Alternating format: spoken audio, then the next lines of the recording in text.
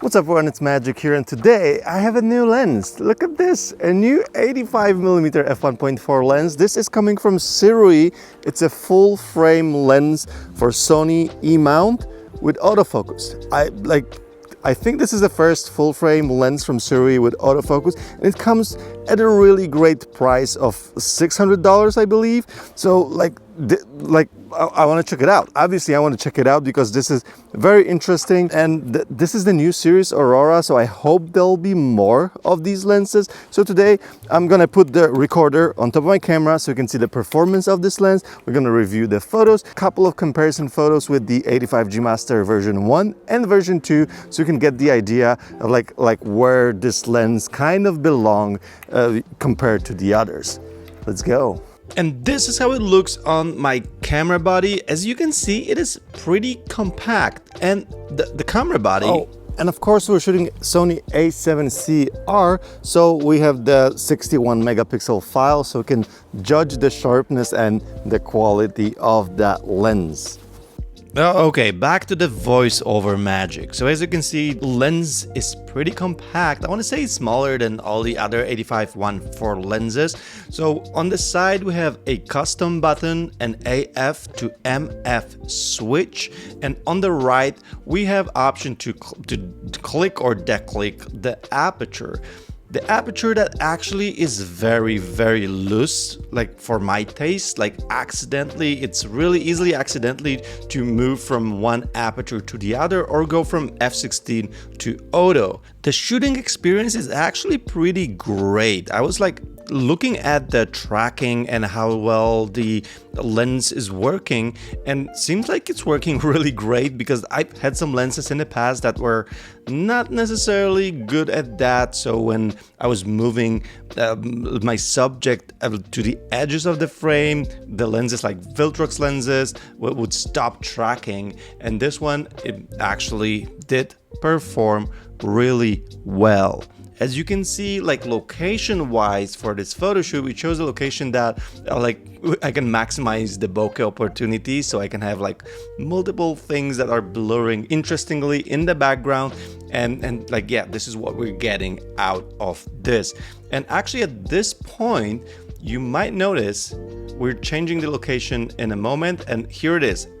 My aperture switched to f1.6 while I was moving, and I have not noticed that. So there's a moment now that I'm shooting f1.6 until I will fix it later on. I'm not gonna lie, I'm a little bit bummed about that, because this is my favorite like kind of a frame shot of this photo shoot, with those layers coming from the left to the right, from being close to being far away, and it looks just so good. And I wish I would have that shot at f1.4 to be able to judge if there's like even nicer way everything blurs.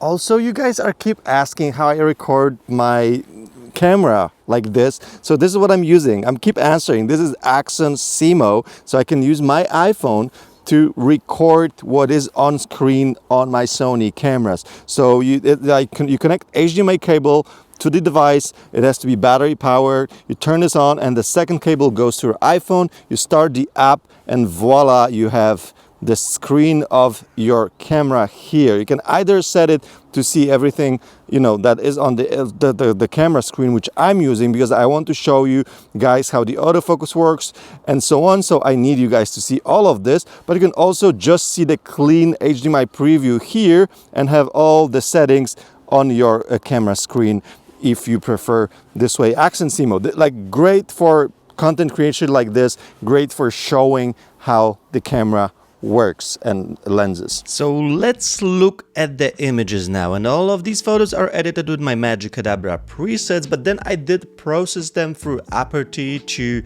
get the skin softening effect as well, and that software is great for that. You can check both the links in the description for presets or for the software. So as you can see, the sharpness is quite there, like especially in the center. You can see the nice sharp image right there when I focus, and the bokeh is very nice, soft, and really creamy, as you can see. And like specifically these shots, hands down the best shots from this photo shoot in my opinion. Just look at that bokeh. It's crazy, it's amazing. I love how it just goes really chaotic. Here I actually framed Suzanne on the right side of the frame and here in the center, so we can see the difference in the sharpness. So like in the center, the sharpness is perfect. On the side, you can clearly see that the image is just slightly less sharp. So here, center and the side, you can clearly see the difference. I hope you can see the difference on the YouTube compression. But yeah, other than that, like again, the bokeh really beautiful, and most of these close-up portraits are like really sharp and well focused. I'm saying close-up portraits because then we did like a little walk that when I asked Suzanne to walk farther away, and even though the camera was showing it's focusing my subject perfectly, as you can see that the focus is not there.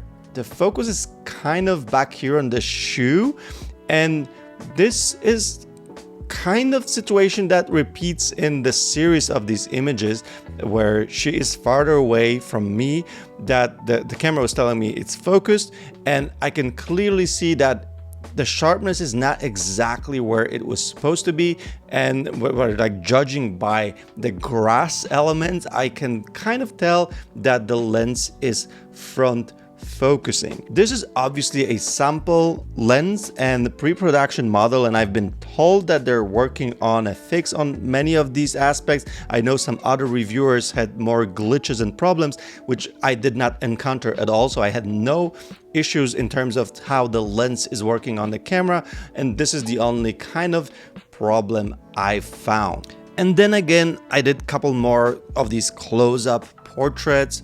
I'm kind of shooting through the leaves, through the grass, so you can see the focus is working perfectly. It's tracking on the A7C-R camera. And then the images, they're really beautiful. And as you can see, once again, when I'm closer to the subject, they're super sharp, even though I was moving and even though I was shooting through the distraction elements, through the elements. And yeah, like the whole set, I think here is beautiful. It's just perfect for a lens like 85mm. Also, Aurora. We just seen the Aurora Borealis, which is Northern Lights, 2 weeks ago in Iceland during my Iceland retreat. It's a kind of magic. It was epic. It was amazing. We had a blast. And tomorrow I'm launching pre-registration, pre-sale offer for the next edition this spring.